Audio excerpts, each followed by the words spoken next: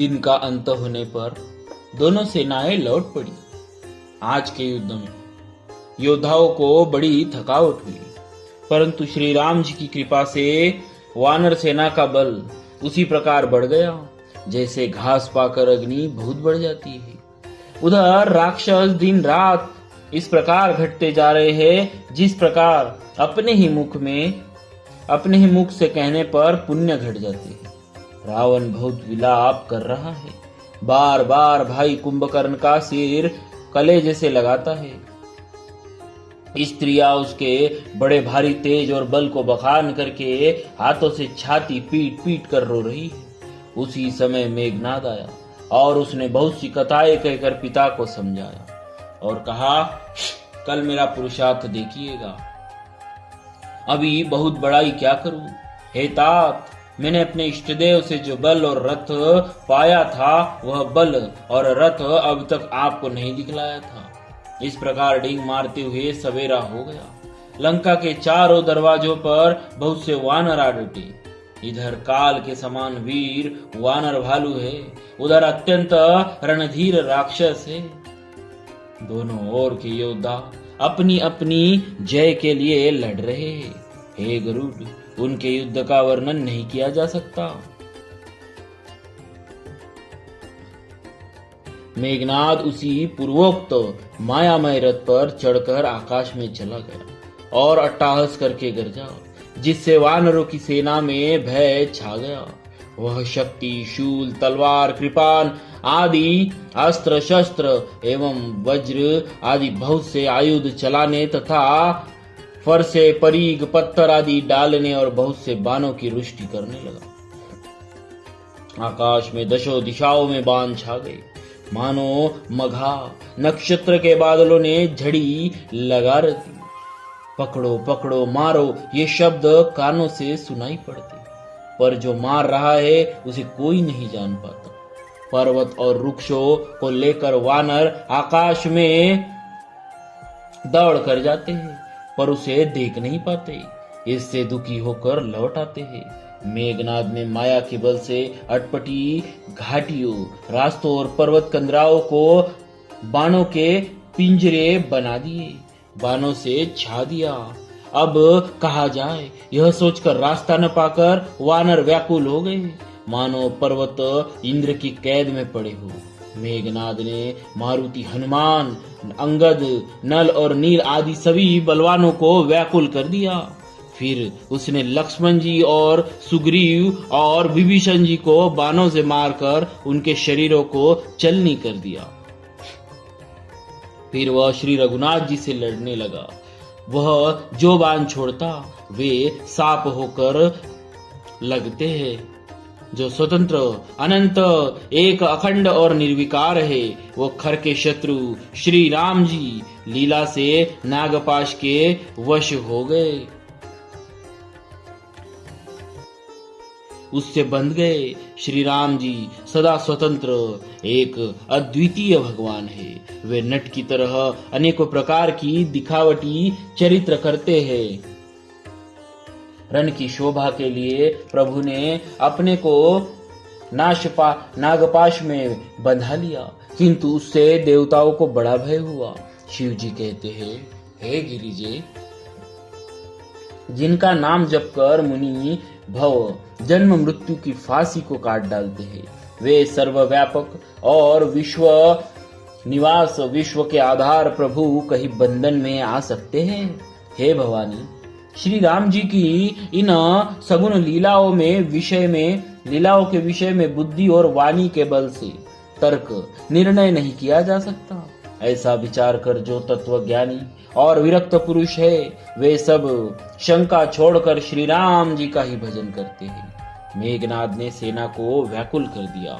फिर वह प्रकट हो गया और दुर्वचन कहने लगा। इस पर जामवान ने कहा, अरे दुष्ट, खड़ा रहे।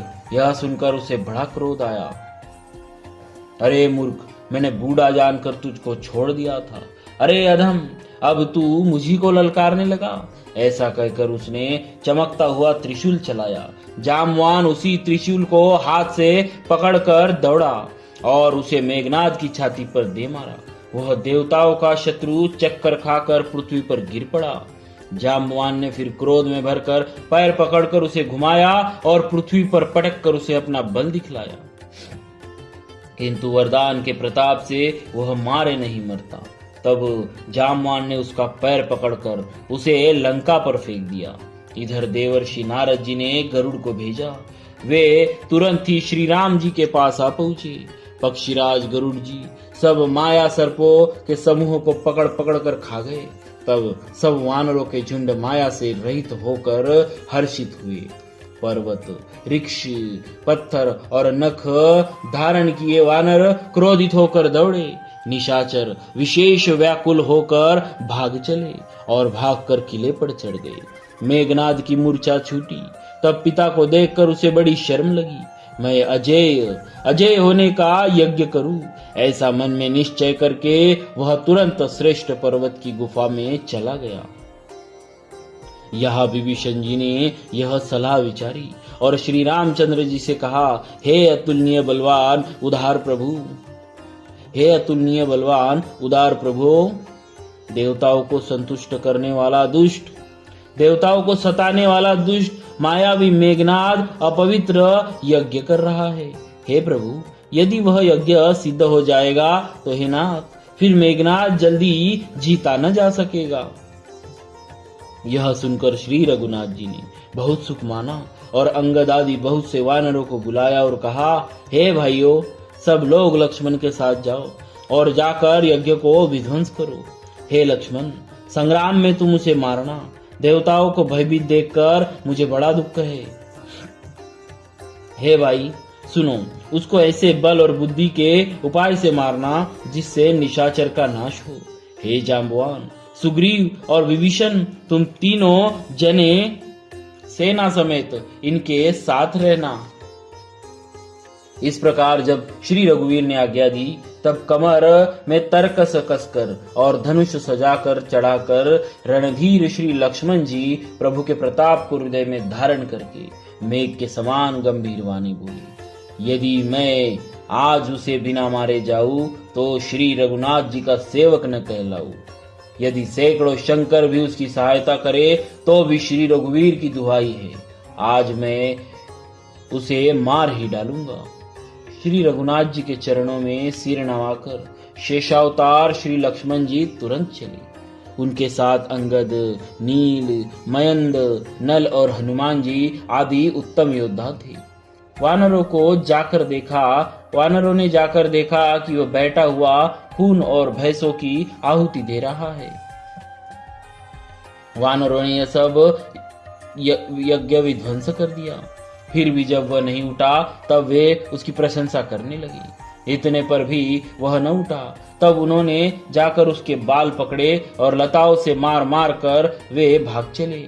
वह त्रिशूल लेकर दौड़ा।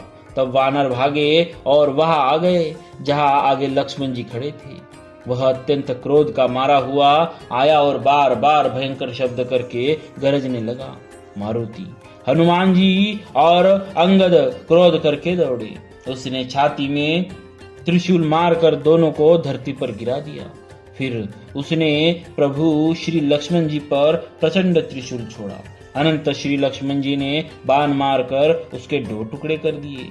हनुमान जी और युवराज अंगद फिर उठकर क्रोध करके उसे मारने लगे, पर उसे चोट न लगी। शत्रु मेघनाद मारे नहीं मरता। यह देखकर जब वीर लौटे तब वह घोर चिंगाड़ करके दौड़ा। उसे क्रुद्ध काल की तरह आता देखकर लक्ष्मण जी ने भयानक बाण छोड़े।